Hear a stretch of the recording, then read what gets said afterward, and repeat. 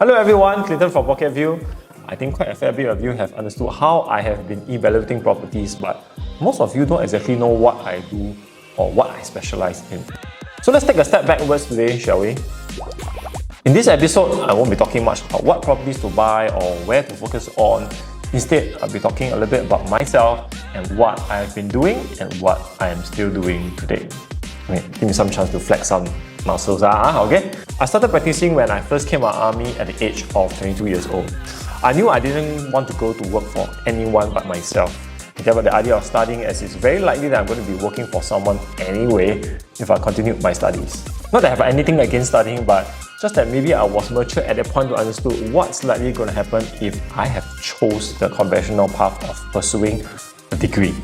I'm someone who loves analyzing data, and trust me, I can spend hours browsing through price trends even during my free time to understand what's going on in real time. That allowed me to stay updated consistently, and that's what I'm doing even up till today. Okay, here comes the flexing. Let me flex a bit, okay?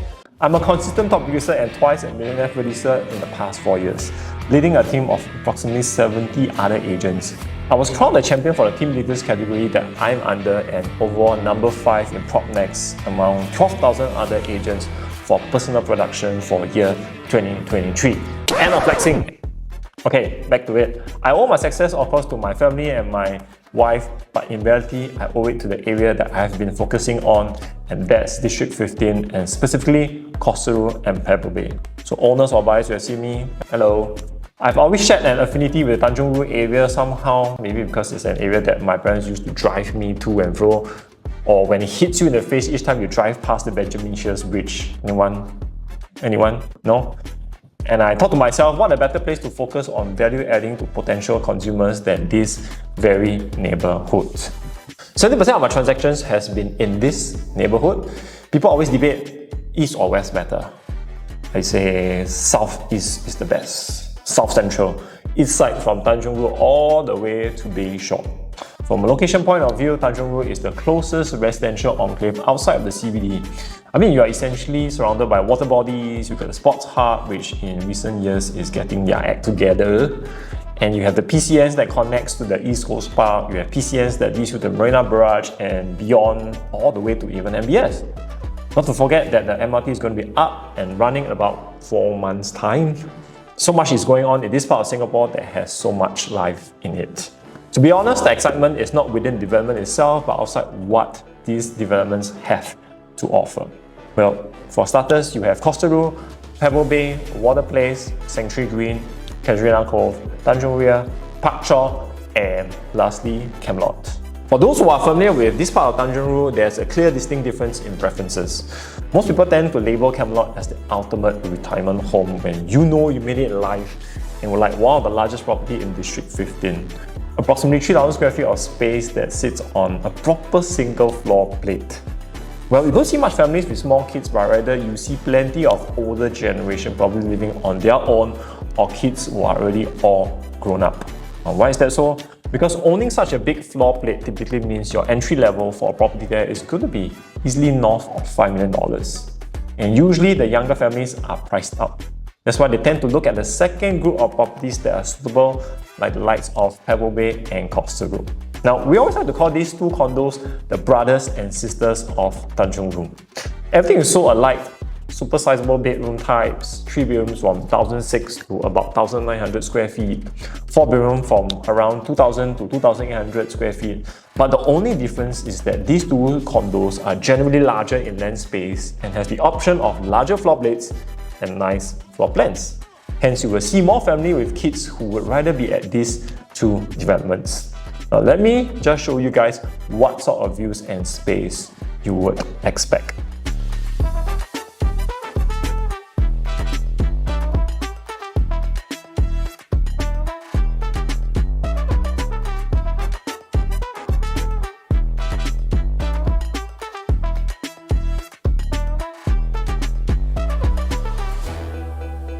Nice, right?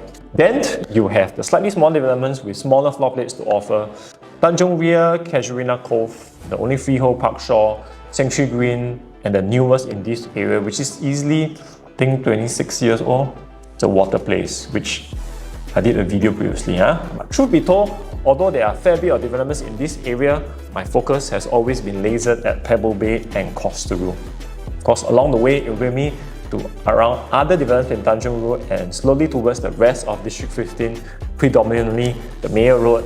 But for the past 14 years, most of my owners and buyers are in and around these two condos. So what's the most beautiful condo in Tanjong Rhu? For myself, for me in particular, it has to be Camelot. With no lesser than 2,600 square feet in size, the space is amazing. And if you get the correct unit, the views are breathtaking too. Of course, the other 30% of transactions are on investment picks for clients who are not binded by location and seek only the best return for their money. Being the pragmatic person I am, I try to make sure their trust in me is well vindicated, and I'm pleased that it's been doing well so far. I'm also a strong believer of walking the talk, hence we are also always invested in the property market, trying to ideally keep up with inflation.